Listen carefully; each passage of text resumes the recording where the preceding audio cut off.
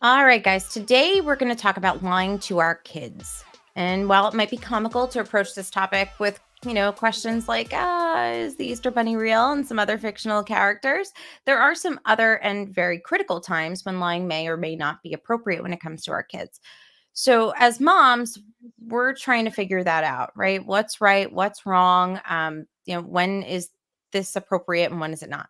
So, we called in licensed clinical social worker Amy Weber, and she has over 25 years of experience working with children, adolescents, and families, and she often tackles this very topic. So, in addition to tackling this topic, she specializes in a variety of child behavior areas. So she is more than qualified to talk to us about the Easter Bunny and lying. So thank you so much, Amy, for joining us today. We are so excited. Well, I am so excited. I'm used to having my partner with me. I am so excited to chat with you today about this topic.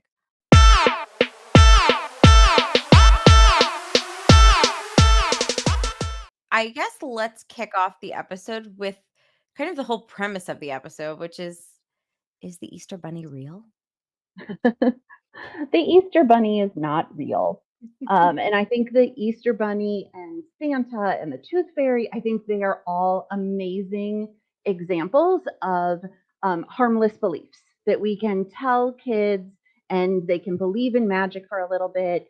And then at a certain age, they grow out of it, right? And or somebody tells them at school and they Mhm. find out the truth. Mhm. And I think I think we have to just differentiate between real lies and harmless beliefs. And harmless beliefs aren't facts.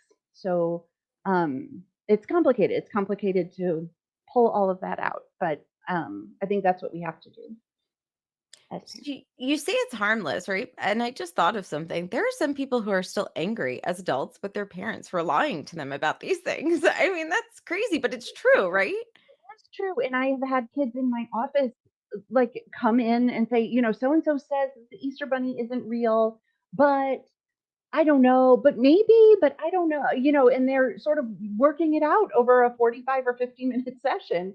And they will ask, like, is the Easter Bunny real? And I'm like, do you really want me to answer that question Right? for you? And they're like, no, no, no, don't answer it for me. Well, maybe I do, and we go back and forth that way for a little while. And I think what happened with that particular kid is that she had asked her mom a lot of times, is the Easter Bunny real? Is Santa real? And her mom had said, yes, yes, yes. And I think that's where things can get a little sticky if if they're coming right out and asking you or saying so and so said that this is the truth, then I think we owe it to our kids to fess up and say yes. So that is correct. I'm still lying. So my son is 7 and his Yeah, that's his friends were sitting at the table the other day and one of the girls said something like Santa's not real. And I was like, "Oh, of course he is. What's the matter with you?"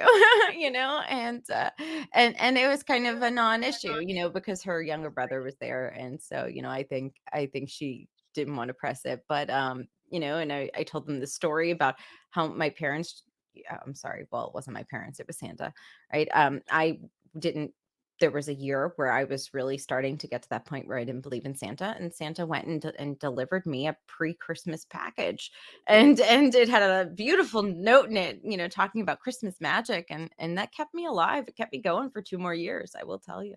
yeah.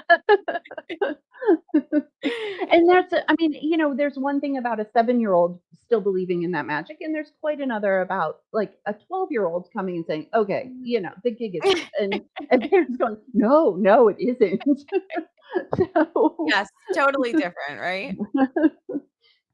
And, it's fun to talk about, these characters, right? But there are some situations, right, where we really have to question as parents, when is it okay to lie? And you talk about, those harmless lies versus, some serious lies. So, off the top of my head, I'm thinking of things like divorce, death, financial situations, personal adult issues. Sometimes we go through our own things that are not, or health issues, things like that.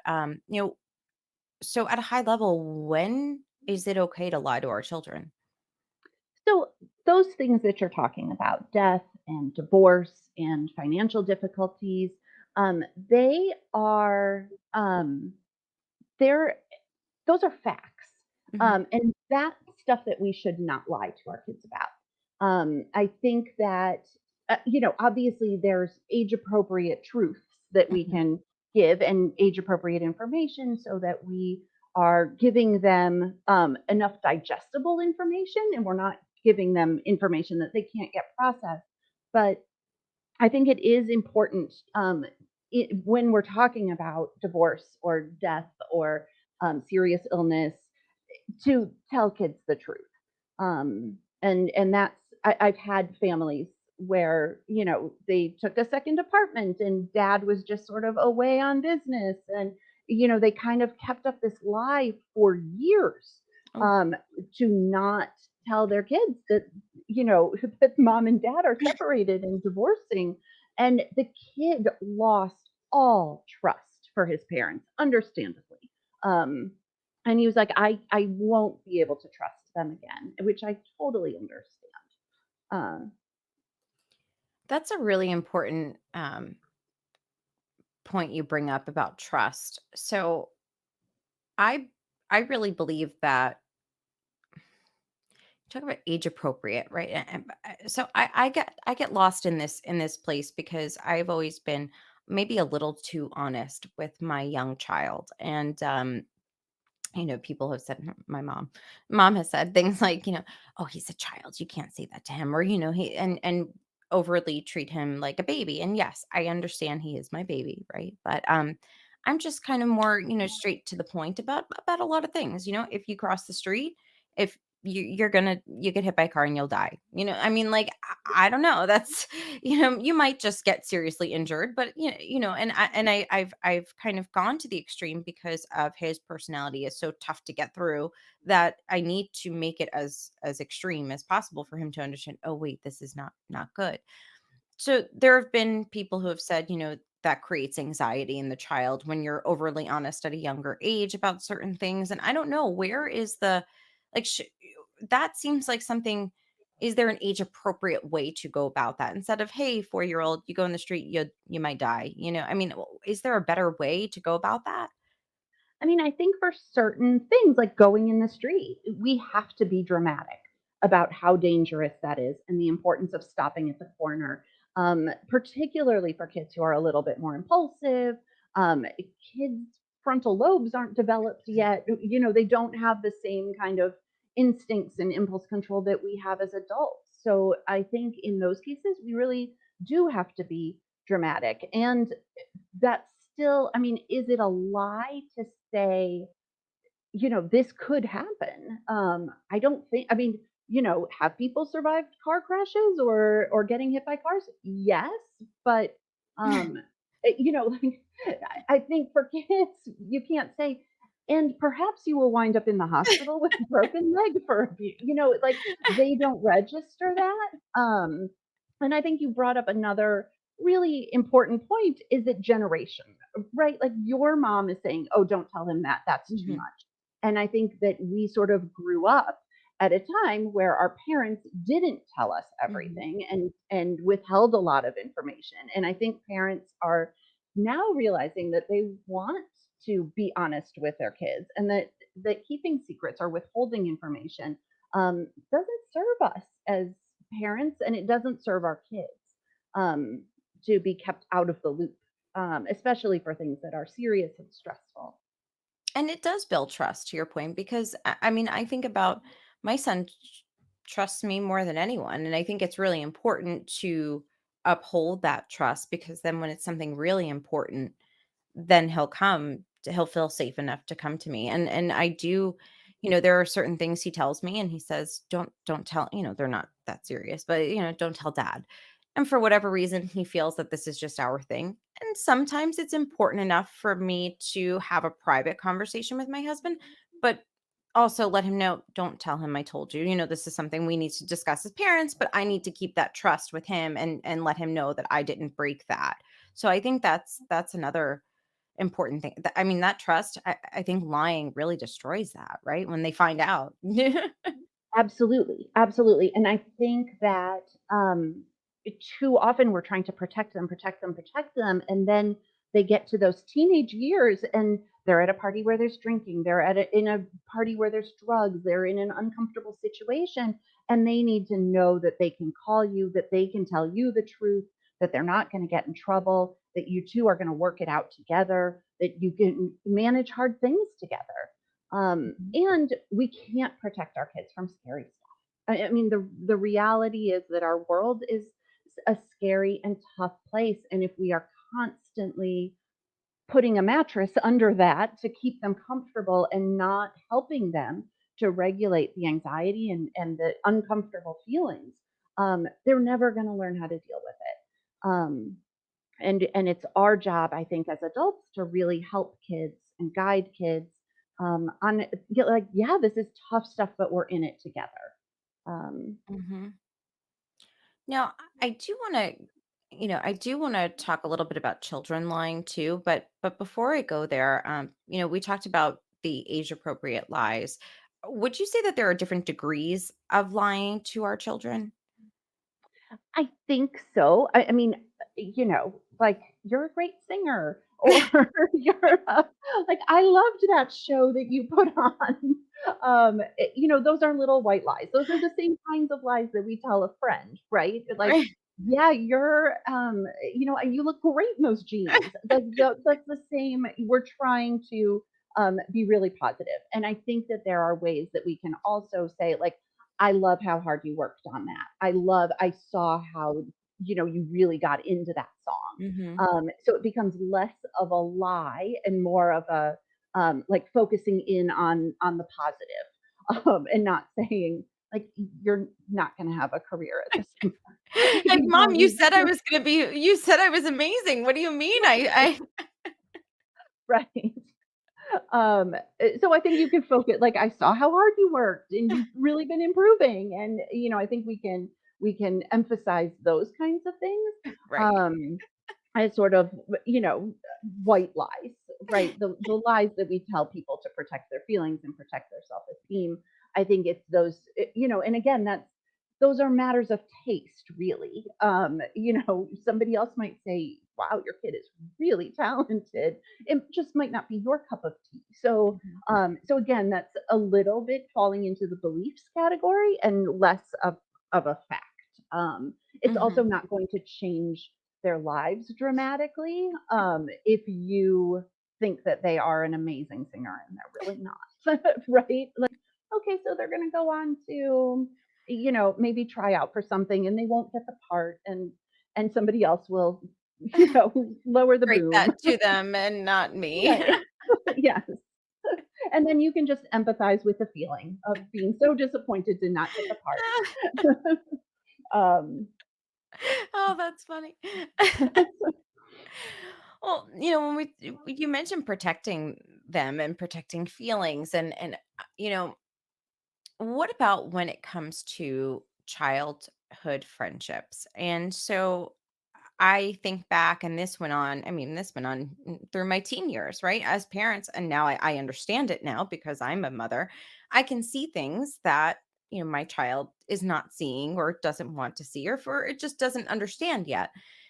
And so, for example, let's say there's a child and, he really wants to play with another kid, and that kid, kind of makes excuses every time he wants to play or runs away or, hides. Do you tell your child? What do you tell your child? You lie to them and make excuses because that's one option, right? Oh, so and so little Johnny's busy today, or, oh, he must be busy again, or do you say, like, maybe he doesn't really want to be your friend? I mean, I think that there's a gentle way to say, what I'm noticing is that when you go over to him on the playground, he runs away. And we don't know why. I mean, we Mhm. really don't. I mean, Right. who knows? Maybe little Johnny is an introvert and doesn't, it has, selective mutism and isn't into talking. But um, we can't necessarily say, like, we don't know why, but we know how our child is feeling in the moment, Mhm. and we can empathize with that and say, I know it feels really awful when he doesn't want to play with you, when he doesn't accept your invitation to a birthday party or to a play date, um, and we don't know why he won't do that. But maybe it's time to move on. Is there anybody else in the class that you're Mhm. interested in? Maybe it's time to move on. I like that. Right. Cross out Yeah. little Johnny. We're done with him. Right. Like, you've tried repeatedly for 4 months to get his attention, and he's Mhm. just not that into you. Yeah. So who else? Who else is there? And sometimes our kids get fixated, depending on their personality and their Mhm. temperament, they get kind of stuck on Yeah. one person for whatever reason, whether that feels like the cool kid or that Mhm. kid feels exciting or whatever it is. And we can gently help them, brainstorm some other kids to play with. And And it's um heartbreaking too, and, yeah, there's a part of, I'd say I can recall a situation, there's part of me that has wanted to say, "Forget him, like, he doesn't wanna be friends with you, like, move on, forget him," yeah, like you said, but maybe in a harsher way just because, I have my own emotions, um, and then there's a part of me that has also gone to the other extreme and made excuse after excuse after excuse, like, oh, maybe his mom and dad said no, or, maybe he's having, like you said, I don't know the real, I can speculate, I can use what I know about the world and kind of assume, but I don't know for sure. Right. mhm, And so there's like protecting with the lies, and then there's the extreme, which is just being too harsh. And then, I guess there's that middle ground where you kind of brainstorm some other ways to go about this.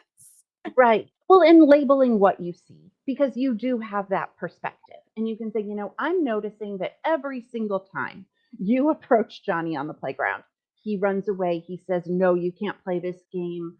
I mean, Johnny doesn't even seem like a very good friend. I don't know that I would say that to my kid, but kind of like labeling what you see, because those are the facts, and labeling how it feels to you. Like, it just makes me so mad that he doesn't want to play with you. It makes me sad. How are you feeling about this? And really empathize, labeling and empathizing with those feelings. And then say, we can't force Johnny to play with you, right? Right, And this is part of growing up, is figuring out that everybody has their own perspective right, and sees a situation in a different way. Um, but we can help kids to say, okay, so what else can we do? Is there somebody else that is interesting? And oftentimes, once uh, the pursuer becomes less interested, then the yeah, kid who's been chased, comes back and is like, oh right, wait, you're not chasing me. Sometimes it mhm, becomes a game. So, yeah. um, You brought something else up about, mentioning how it makes you as the parent feel. So, when it comes to these feelings, hiding and omitting information is a form of lying, right? But there must be a certain amount of, not letting all of your emotions kind of lay on the table when it comes to your child, right? There's a difference. So I guess my question is it okay to tell my young child, like, I had a bad day, or I'm sad today. I don't, to be honest about how you feel and not always have to have it all together. Absolutely, absolutely, and that teaches kids resilience. It teaches them, you're modeling for them, about, how to label your emotions, and you're showing them, like, I can be really sad or I can be really angry, and I can still be holding it together. I'm not punching somebody, I'm not, screaming obscenities, maybe not in front of them, but you're showing your child that you can be regulated, and that is, by labeling your feelings and talking it out and getting help and showing them how you take care of yourself when you're feeling angry or sad, or scared.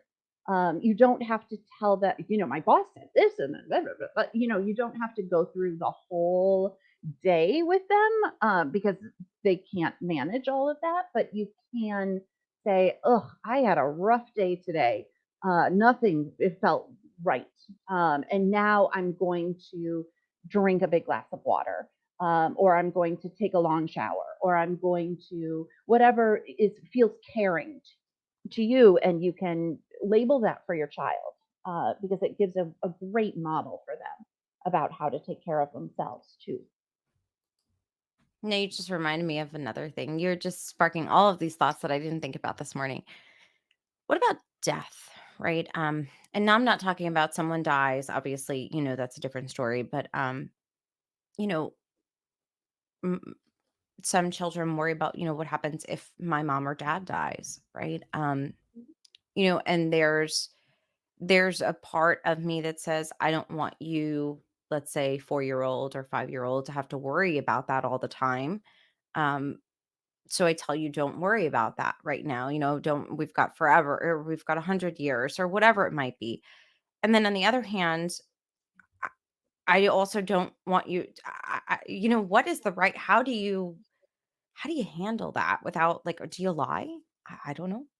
So, we have to get to the bottom of what the child is actually asking because sometimes they come out with a question, but when you say, like, what's making you think of that, or you ask some clarifying information, you find out that that's actually not at all what they wanted to know, and they wanted to know something completely different. That it's like, oh gosh, I gave them way too much information, and I could have just answered, like, something so simple. But I think it is important. I mean, we always tell kids, "Don't worry about that," right? Mhm, Like, "I'm not going anywhere. mhm, I will be old and gray, and mhm, you will be a grown up, and you will have your own kids." And that's not the reality for some. I mean, mhm, I've seen many kids who have had a parent die, sometimes after a long illness, sometimes very suddenly, mhm. and it flies in the face of what we've been saying to them. Yeah, Um, all along. And that's where, telling the truth about the serious illness, it comes in. Um, but I think if you've uncovered, like, no, the kid really wants to know about death, I think you have to talk about it in a pretty honest, frank way without a lot of emotions. But mhm, sometimes kids are wondering not so much of, like, are you going to die? But they're wondering who would take care of me if something happened, or they're looking right. for other information, and they want to know that there's a plan in place.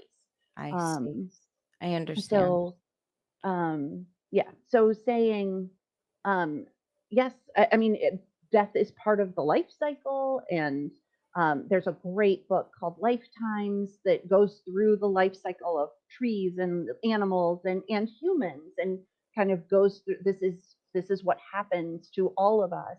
Um, but, um, I'm not sick.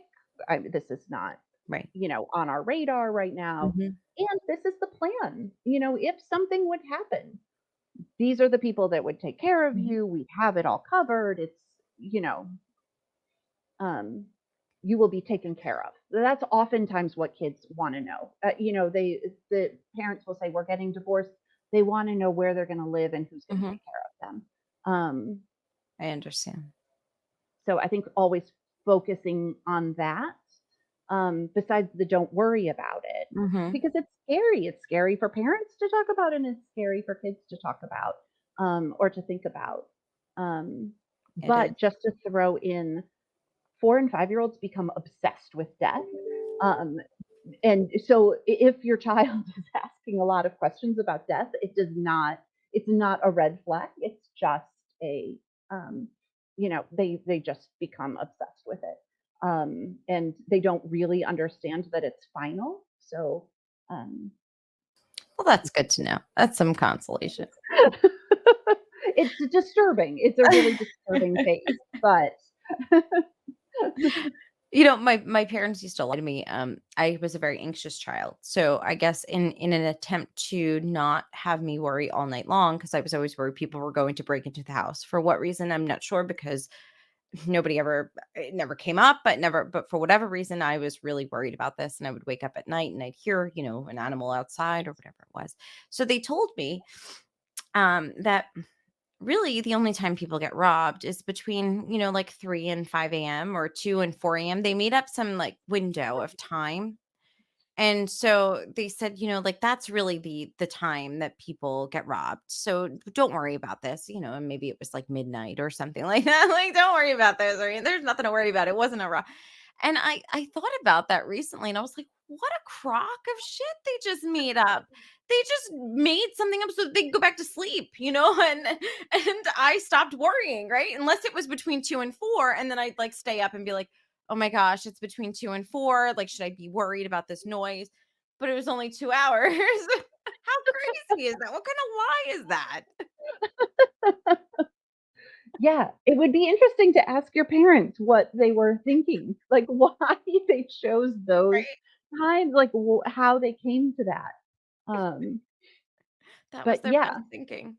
yeah, Oh yeah. gosh. But I think it probably would have been more soothing to you to, like, see all of the locks that are on the doors and know that your parents check the locks and before they go to bed, and, I think sometimes, like, the "don't worry," like, it's impossible. Like, nobody has ever told me to stop worrying, and it's actually worked for me. Mhm, Like, so I think sitting with your child's fear, can mhm. be really challenging. Um, but Yeah. it's important to so that they can know that they can manage it, and that you can manage it too. So I know we only have about 2 minutes, but I do want to ask you about children who lie. So sometimes kids just make up stories, right? And what is that about? So, why do kids just make up these stories? Are they trying to lie at a young age or are they just trying to test it out? What's up with that? So, yes. I mean, yes to all of that, and kids lie for a lot of reasons. Sometimes it's just to try it out, because they have figured out that you don't know what's in their brain. And that's kind of an exciting thing. Like, nobody actually knows what I'm thinking. So I could make up something completely absurd and see if anybody believes me. And sometimes kids do it for connection to peers. So they embellish. I have a 13-year-old who told her boyfriend that she has a cousin named John. She doesn't. Um, but her boyfriend's name is John, so she was like trying to connect something there. And then there are more serious lies, right? Like, I didn't steal that thing, or and they clearly did, or I didn't have anything to drink at the party, but you obviously did. And in those times, it's really they're looking for um, to avoid getting into trouble and avoid shame and avoid punishment, and that's if you have laid the groundwork at a young age, um, then hopefully those lies won't become they will feel like they can come to you with the truth because you have had their back in the past, and you can handle it with them. I like that. You don't know what's going on in my head. How cool is that? I like that. I never thought of that? Yeah. Yeah, That's it is. It's really, I mean, and nobody will ever know, right? We will never fully know what's going on in anybody else's head. Um, Mhm. and That's even what they awesome. tell us is going on in their head isn't necessarily the truth. So, It's true.